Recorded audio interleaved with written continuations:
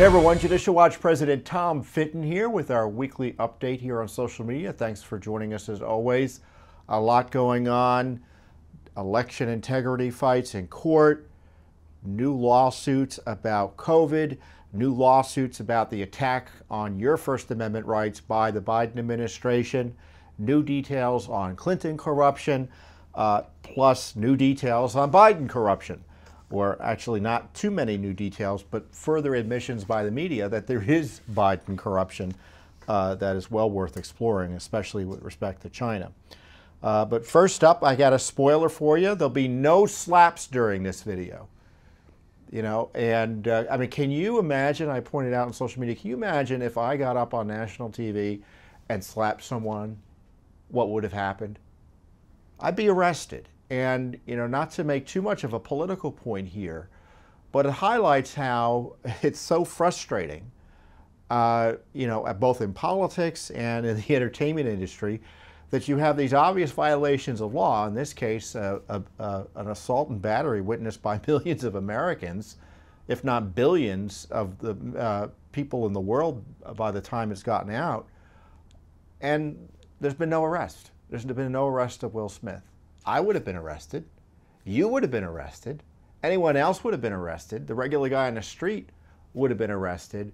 But the LA Police Department is yet to arrest Will Smith. And, you know, there's a story there, and it highlights the kind of the double standard or the lack of justice for some, while others have the book thrown at them. And this is kind of part of the accelerating decline in the rule of law, where you have a vicious, violent assault by a man out of control on national television, and law enforcement hasn't taken action on it.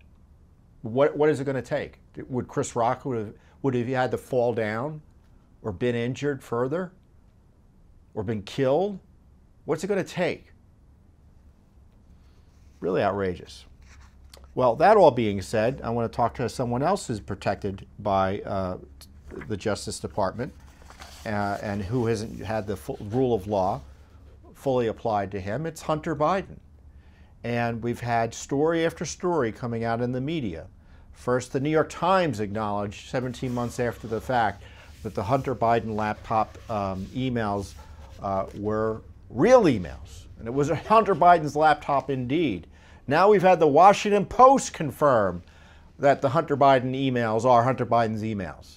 And they've had his laptop for 9 months, and they finally get around to reporting it.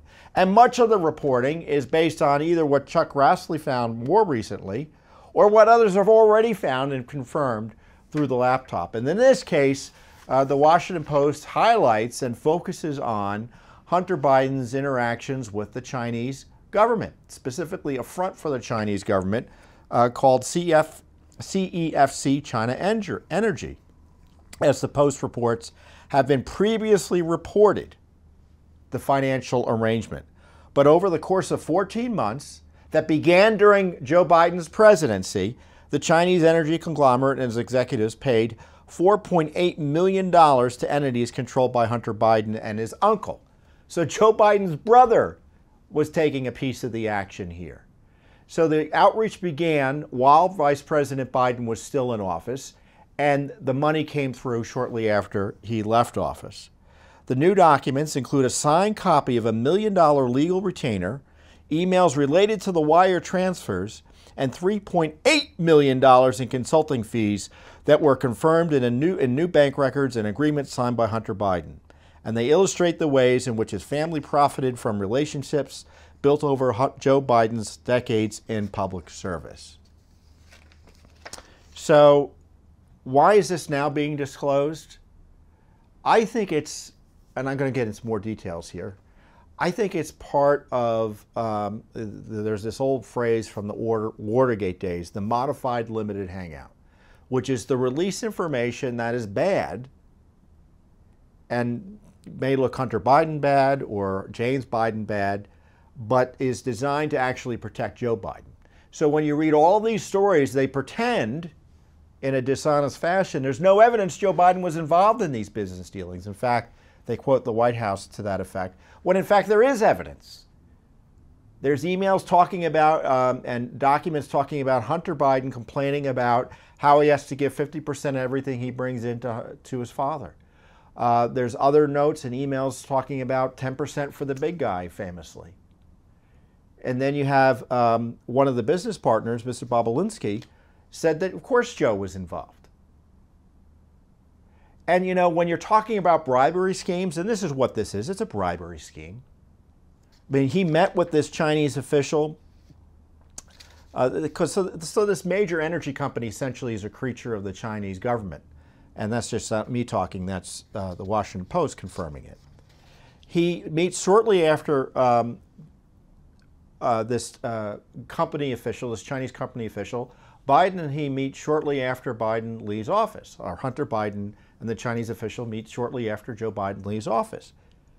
And this official sent a 2.8 carat diamond to Hunter at his hotel room. What is the purpose of that? Other than to be a bribe. And this, of course, had been already reported back in 2019, because I remember reading about it in the New Yorker.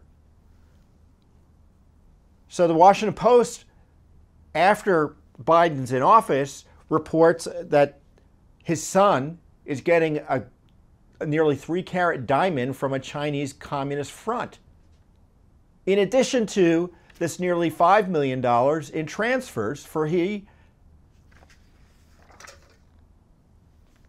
and his brother and his uncle, James Biden, Joe's brother.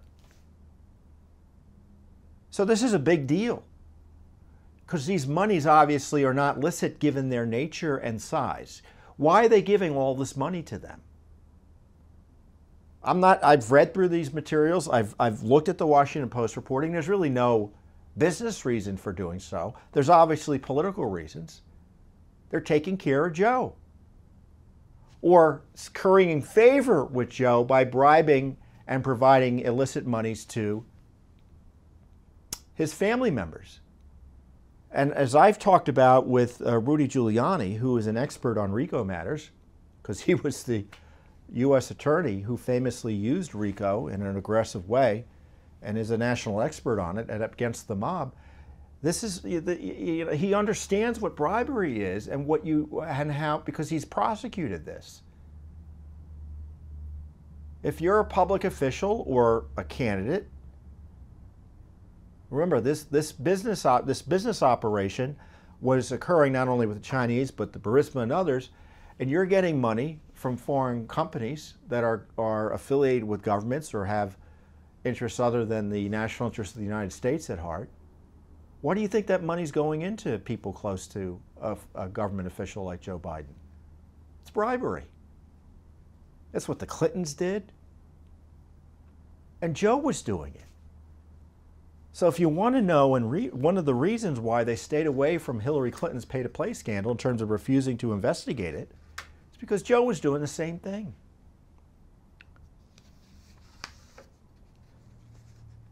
August 17th, there's a contract signed, stated that Hunter Biden would get a one-time retainer of $500,000 and would then receive a monthly stipend of $100,000, with his uncle James Biden getting $65,000. The money began flowing almost immediately, with the first incoming wire of $5 million in August of 2017. And they were going to set up this front here in the United States with this Chinese Communist company. And they went so far as to kind of set up an office scheme for that where they would have this business relationship. In the office, you had the Biden Foundation and this Chinese front company being in the same office, with Jill and Joe getting keys to the office. So don't tell me Joe wasn't involved in all of this.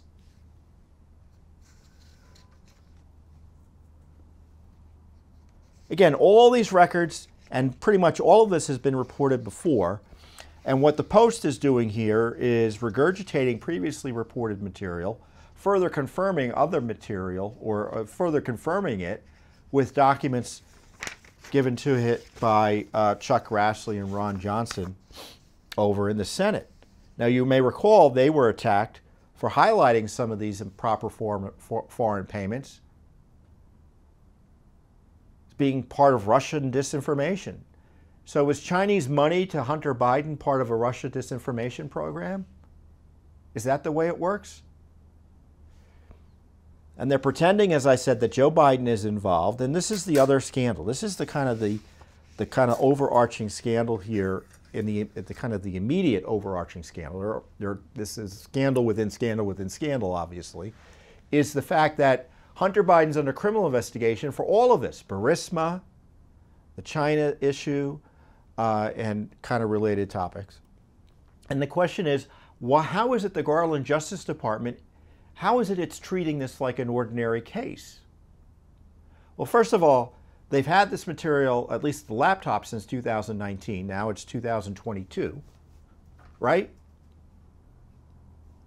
And there are special counsel regulations that are in place by the Justice Department so that when there can be a special counsel appointed when there's the appearance or an actual conflict of interest. How is this not a conflict of interest? To have the president's son, in the least, the target of an investigation. For criminal activity that implicates his father.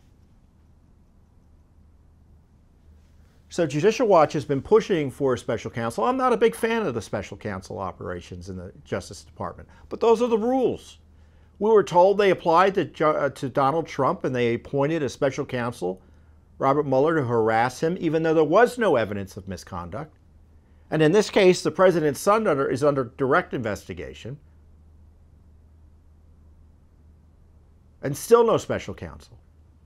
So that's why I talk about the modified limited hangout. They're saying, well, Biden's under investigation by a U.S. attorney in Delaware.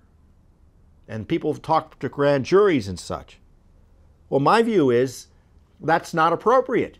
There needs to be a special counsel. And why isn't there one?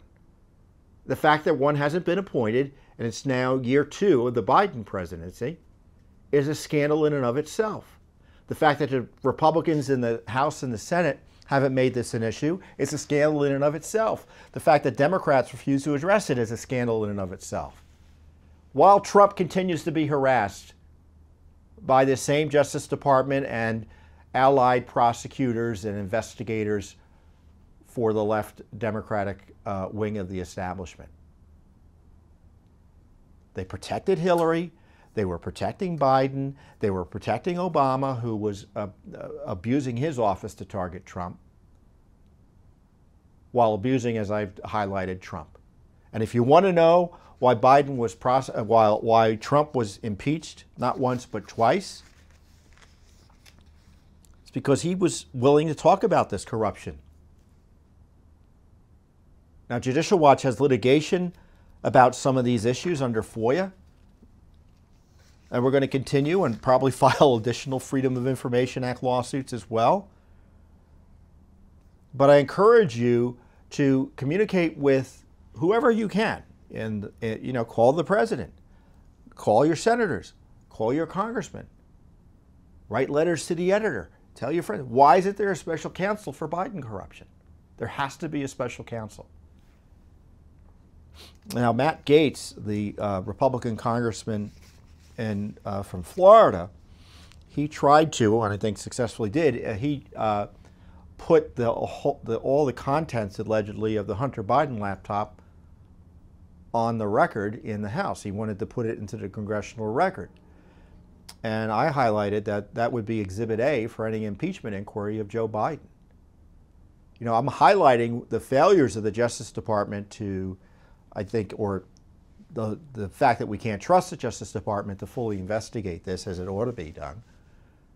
And this is why you have this impeachment process as well to begin a full accounting for this. And you should be asking people running for office, where do they stand on this? I'm not naive. There's going to be no impeachment under this Congress. Will there be impeachment under the next Congress, even if it switches power? I don't know. Just don't presume because Republicans take over, there'll be accountability and justice. We've been down that path before.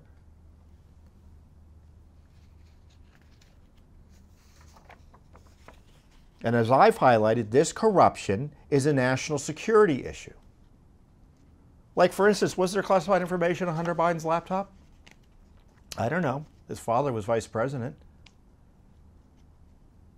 He was communicating with his father about meetings with foreign nationals. I don't know what was going on there. Did they review it for classified information, the Justice Department? I don't know. They should.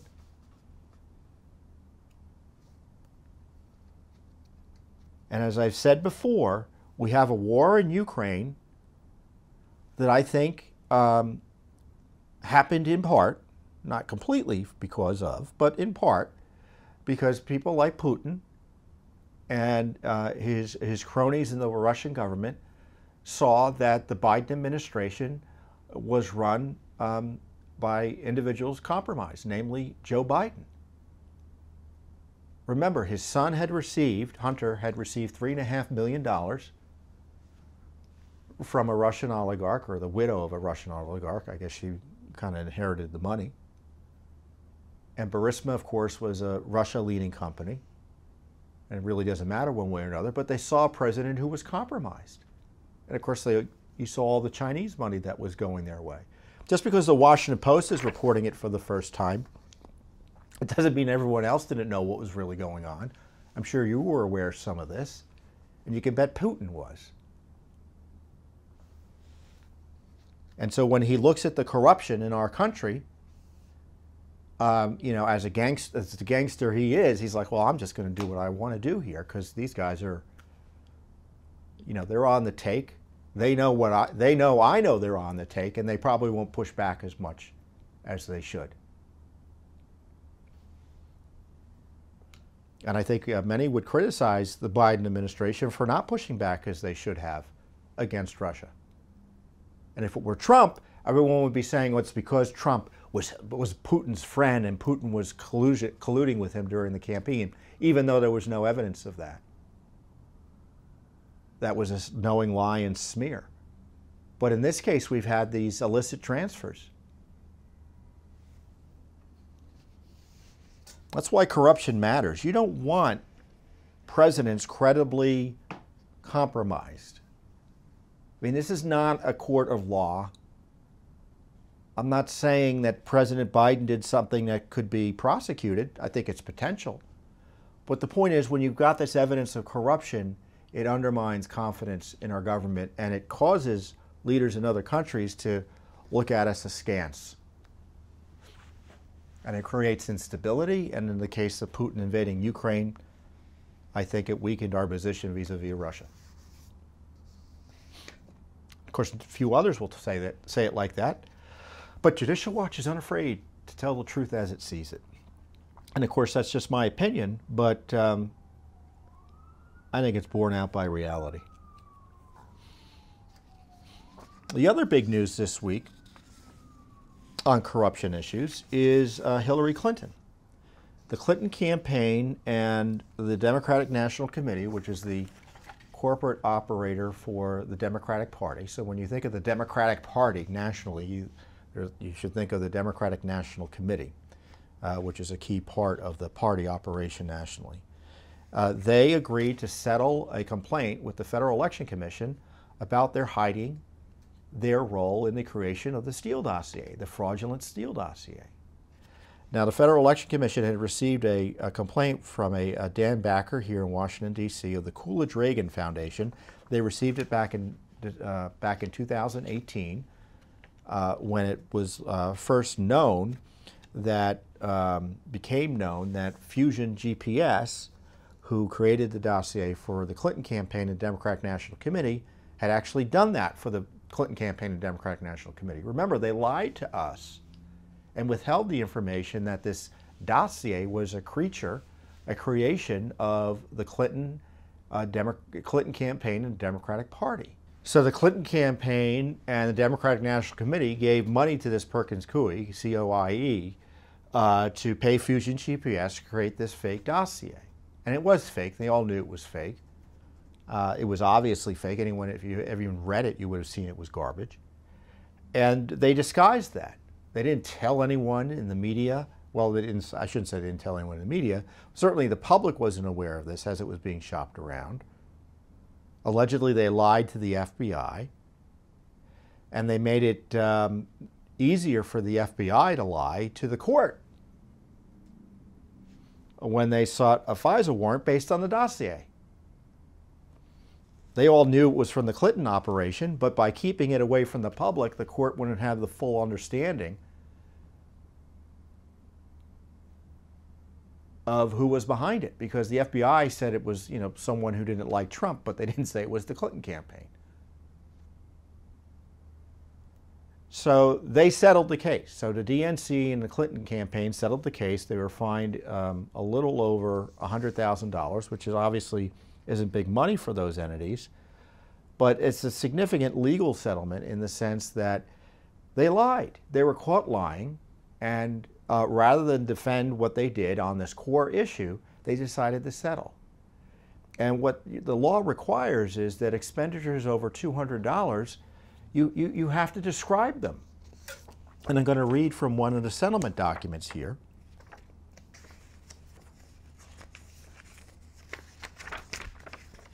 Under the Federal Election Campaign Act of 1971, political committees are required to report the name and address of each person to whom they make expenditures or other disbursements aggregating more than $200 per calendar year or per election cycle for authorized committees, as well as the date, amount, and purpose of such payments. Commission regulations define purpose as a brief statement of description of why the disbursement was made, the purpose of disbursement the quote purpose of disbursement unquote entry, when considered along with the identity of the disbursement recipient, must be sufficiently specific to make the purpose of the disbursement clear. So the commission had a finding that there was probable cause to believe that there was these violations of the law and the regulations. And so what happened is the Clinton campaign and the DNC said, solely for the purpose of settling this matter expeditiously and to avoid further legal costs, respondent does not concede, or respondents, but will not further contest the commission's finding of probable cause to believe. So when they say they're settling it in a way of no contest. We're not going to challenge your finding that there's probable cause to believe you broke the law. Now, what does this mean? Well, it means they broke the law, practically speaking, or there's evidence they broke the law. And to me, Durham should be investigating and following up on these crimes that are evidenced in these filings. And we don't even have the full report yet. It's not going to be released for another 30 days or so. And of course, Donald Trump, the president, President Trump had just sued Hillary and a whole host of others on these very issues. So that lawsuit is made a bit stronger as a result of this disclosure. So there's a lot of corruption here. And it shows you that the dossier just wasn't sort of a political game and there's no harm, no foul. No, it was criminal.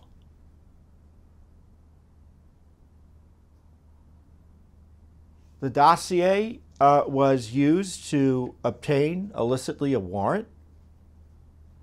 The dossier and some of the work related to the dossier was created by a Russian agent who worked for Fusion GPS, that he just made it up. He's being prosecuted by Durham, which is a crime. And the question is Hillary going to be brought in by Durham, or are these others going to be brought in by Durham? And it further highlights that the purpose of these crimes are to target Trump, and that Trump is a crime victim. He is a crime victim.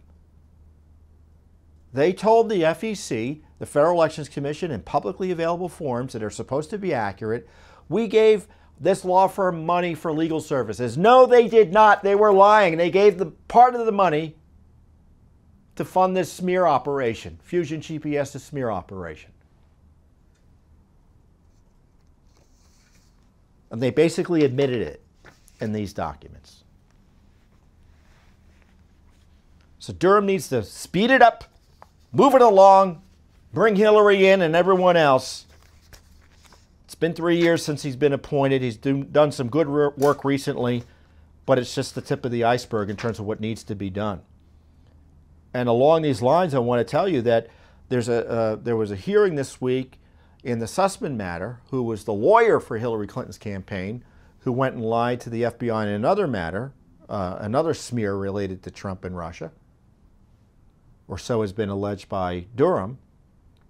And according to Politico, who covered the hearing, because Sussman, the lawyer, is trying to get the case dismissed, the Justice Department, Durham, told the court that the Clinton campaign and the Democratic National Committee are hiding information from Durham's investigators, citing privileges.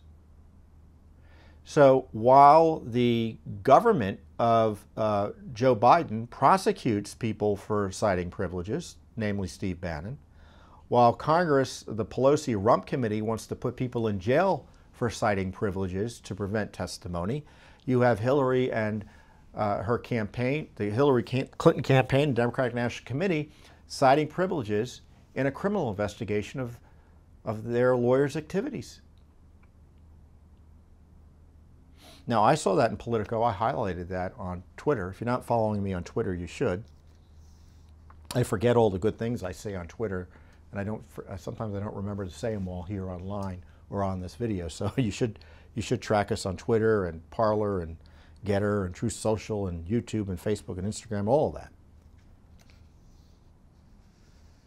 But unless you're watching my Twitter feed, you wouldn't have known about it. Not from anyone else in the media. I mean, Politico noted there was this battle here, but no one highlighted that you've got them trying to stop Durham from getting information about what they're up to with Trump. Don't you think that's big news? I think it's big news. Clinton corruption hasn't gone away. It's still here, and it's still being investigated by Durham, at least I hope it is, and certainly by Judicial Watch.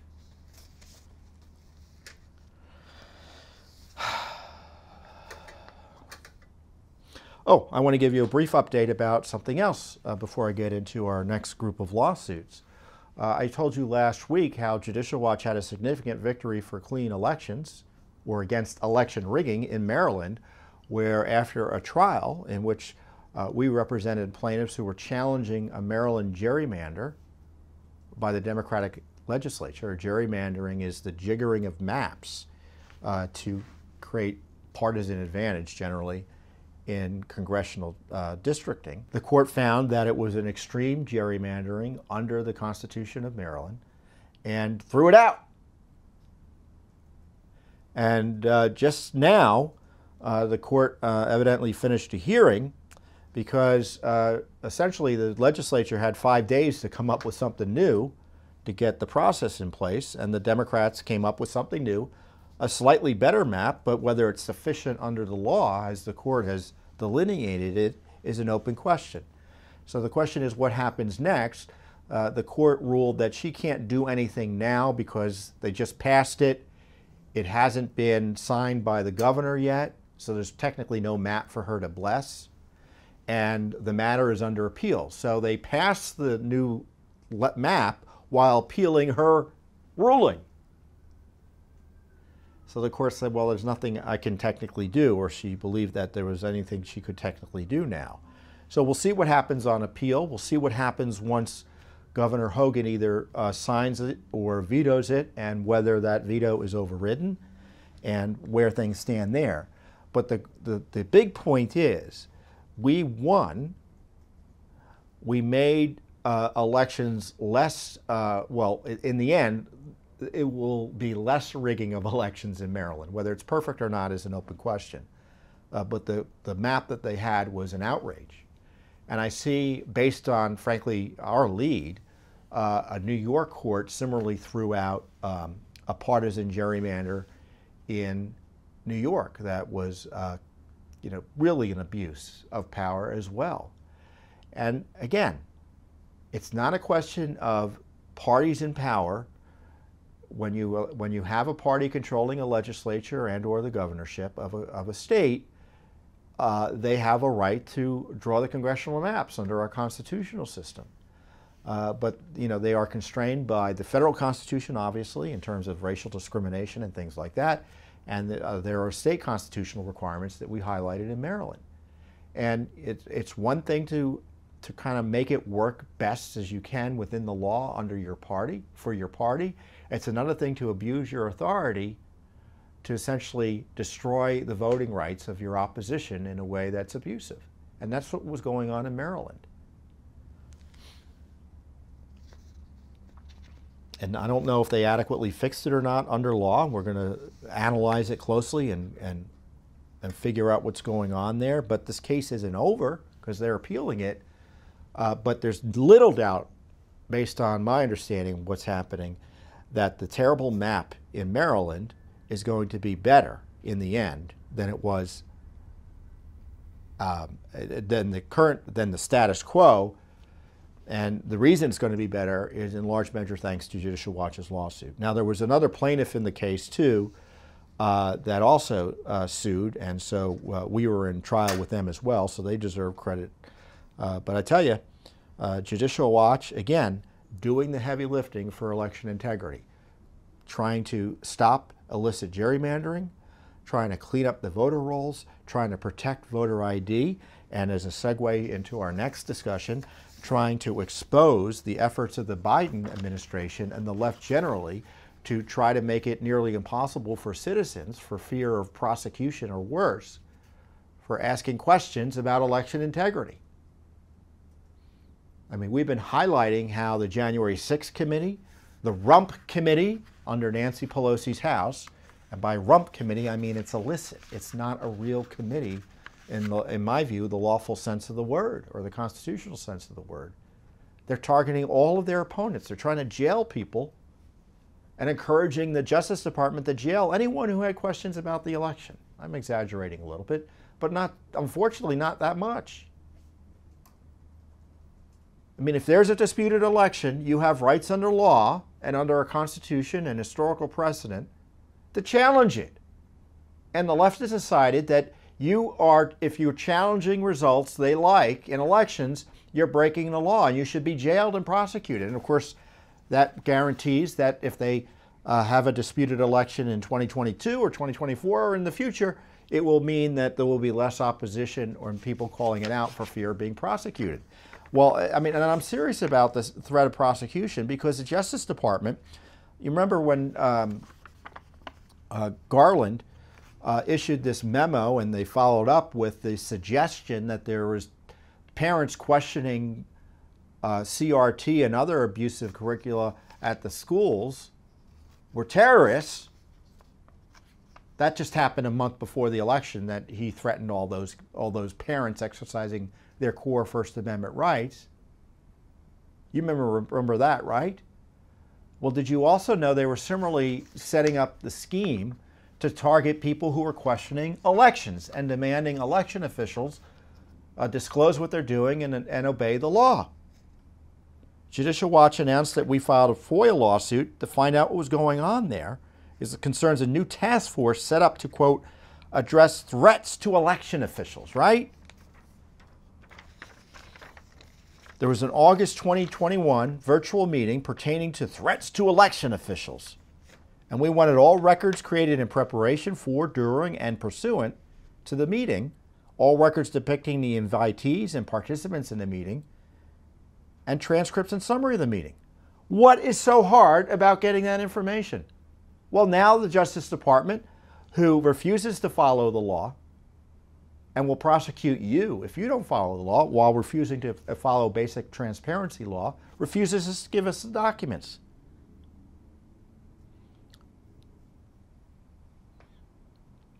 It was a bipartisan group, allegedly, of over 1,400 election officials to discuss, quote, mounting and persistent threats to the safety of election officials and workers across the country, and to introduce the DOJ's recently launched Election Threats Task Force. According to the readout of the virtual meeting, so a readout is a selective description of the meeting, It involves the Criminal Division of the Justice Department, the Civil Rights Division, and the National Security Division,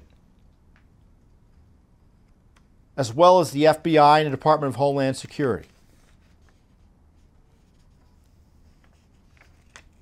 So obviously, if there are crimes being committed at the state level, why is it all of a sudden a national issue if there's any election official who truly is threatened?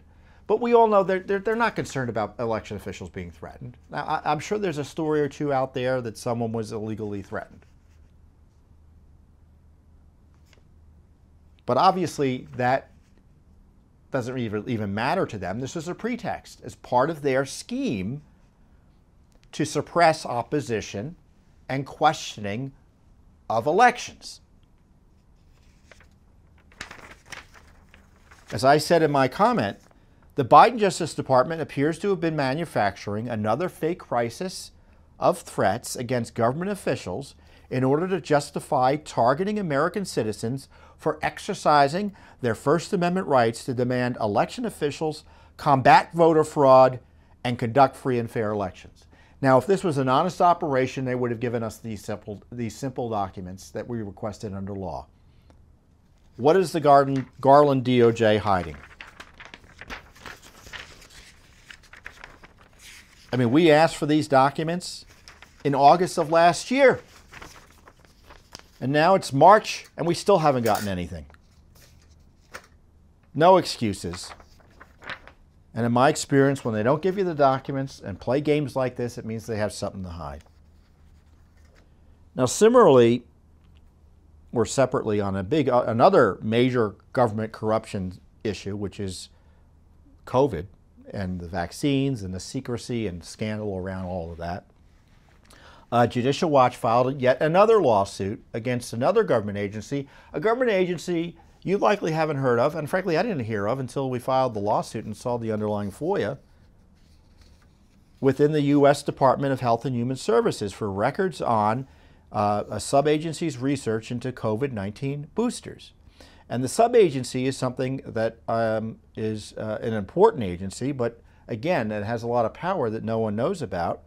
It's the Biomedical Advanced Research and Development Authority, shorthand BARDA. And this group, it looks like, based on their website and other public information, they were kind of coordinating and heavily involved in vaccine and vaccine booster research. And we asked for something very simple. All data and studies submitted by Pfizer and BioNTech to the FDA, and BioNTech was an agent of Moderna. So we had a very simple request for all data and studies submitted to the FDA, including but not limited to BARDA. So we're really focused on this sub-agency relating to booster vaccinations for the SARS-2 COVID virus. Now, you know there's been a lot of controversy about the desirability and needs and how well and how widely boosters should be pushed. There's been a lot of controversy. There's been fights within the government about what should be done. And the Biomedical Advanced Research and Development Agency provides, according to their website, an integrated, systematic approach to the development of the necessary vaccines, drugs, therapies, and diagnostic tools for public health medical emergencies such as chemical, biological, radiological, and nuclear accidents, incidents and attacks, pandemic influenza, and emerging infectious diseases. So this is the go-to agency in HHS for getting this work done. And the American people deserve to know the data about COVID-19 vaccines and boosters, especially data hidden by a little-known but powerful government agency or agencies such as this BARDA group. So we've asked for adverse event communications about the vaccines. Were things going bad and what was going on and who was communicating about that? They're hiding that from us. The FDA, we've sued that. We're suing the Fauci agency for China and other COVID communications. We've been getting key documents there showing they were supporting gain of function. We're investigating everything with respect to COVID